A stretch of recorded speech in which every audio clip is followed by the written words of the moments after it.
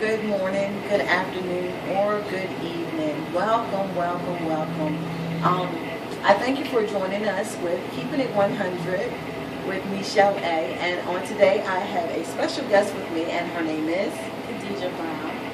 And we also have her son along visiting with us. His name is Kaden.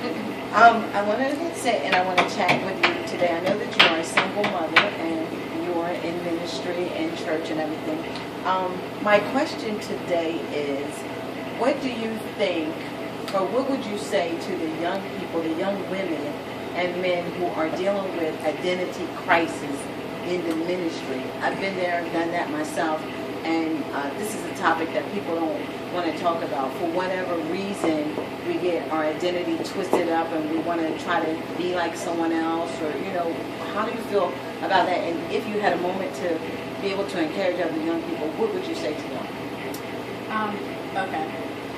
The first thing that I am going to say concerning that, your identity is not who you used to be. That, I think, that is probably the most vital, important thing to understand and to know. Working in ministry, working as a youth in ministry, is who you were or what you used to be is not who you are now.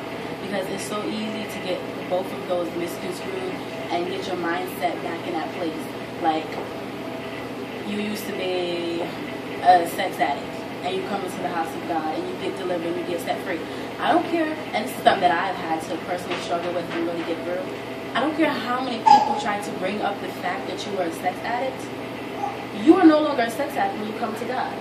Like your dad said today, when he sees your face, he sees the cross. He sees redemption. He sees himself through you. But when you come to church, don't you have to walk through deliverance in order to change? Or are you saying, I come into church off the street and I'm no longer who I was? No. Isn't it a process? Yeah. When you come into church and either you make the decision or God decides that he wants to snatch you, and you were this one person. It is a process of deliverance that you have to go through. It is not going to happen once. It is not going to happen twice. It's going to happen as many times until you get your full deliverance. Well, I think nowadays in the church you have people who want you to, okay, like me, I'm a pastor's kid. And my mother and my father, that's not who I am. My mother, her ministry is totally different than my ministry. But when you come into the church, you have people who, like when I go out to preach or I go to other people's churches, they expect for me to flow exactly the way that she flowed. So, and I was just like, that will frustrate you. I was like, that's not me. So I had to move to find my own identity and, say, this is who I am because I'm walking underneath someone else's shadow. And I think a lot of young people get twisted up with that. They're trying to be who people expect for them to be. Just relax and just be yourself. What about waiting on God for a mate? I know that you are a single young lady, and I know that you have a baby that's wandering all over here. As far as waiting on God, can you, as a single mother, can you help another single mother out and tell them about waiting on God? For real, for real. Because I believe in a lot of people say that I'm single, and just because you don't see me with anybody does not mean I'm single. Because I still can be mentally attached to someone else. You just don't see me with anybody.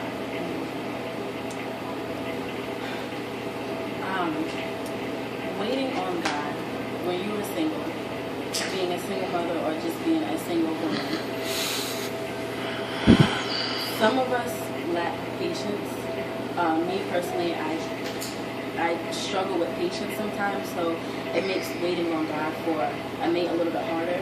So when somebody comes around and you feel as though you have this connection with them, whether it be emotional, whether it be physical, whether it be sexual, automatically, and this has happened to me a couple of times, automatically in your head you're like, oh, I think that's the one. Right. Oh, I think that's my man. Oh, I think that's my husband. So you start doing all these different things. But the thing about waiting, okay, you start doing all these different things, and maybe in the process of doing those different things, God starts sending you certain signs concerning that person.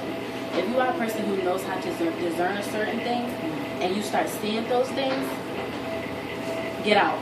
Get out immediately. Get out as soon as you can, because when God is sending you those signs after you think, oh, this is the one for me, obviously they're not the one for you. If they're belittling you, if you feel as though you can't. And the problem that I've always had is I've always felt like I can't really be my true self with whoever I figured was my husband. Like, I couldn't talk about God, or I couldn't get deep because they're like, oh, you're just trying to get holy all the time. And that, personally, that always turns me off, because I'm like, if I can't talk to you about God and you claim to be a man of God, like, what are we doing? And we have, I'm going to cut you off, but nowadays, I'll say not just in the body of Christ, but in general, you have people who believe that you're going to be my friend. And friend means a friend with benefits. So we don't need to have a quote-unquote label on our relationship because we are now friends. And I think that when we do that, we push ourselves down. You understand what I'm saying? Like, we don't know our self-worth. And we just accept anything. That's why I always tell the young people that you have to make sure that you know who you are. You know, you love you first. If you don't love you, how can you expect for a man to come in and love you? Now, before we close out, I've got one more. We're going to make this real quick. What about holding on to bitterness from the past? How do you deal with that in the ministry? And sum it up as quick as you can so we can get out of here. People working in ministry, but yet you still have hatred and bitterness in your heart. Well, first and foremost, the Bible says that if you call yourself a lover of God, but you do not love your brother, you are a liar. So if you call yourself being in ministry, but you're still holding on to hatred from somebody, or you can't approach that person with some kind of forgiveness, or they come, because usually what God does is if you have a vendetta against somebody, or somebody has a vendetta against you, 9 times out of 10, you're going to see that person in your church. So if you can't approach that person for their deliverance, or to speak a word, or just even to say hi, you're not walking in ministry, because that's not ministry to me. You have to love everybody no matter what they've done, no matter what happened, no matter what went down. And if you just show love to that person, over time, God will take that bitterness out of your heart. But you have to show love to that person regardless. All right. I appreciate you being here with us. We are going to sum this up. I appreciate you guys tuning in with us, and I hope that we have said something today that may have uplifted your spirit and encouraged you. Be blessed.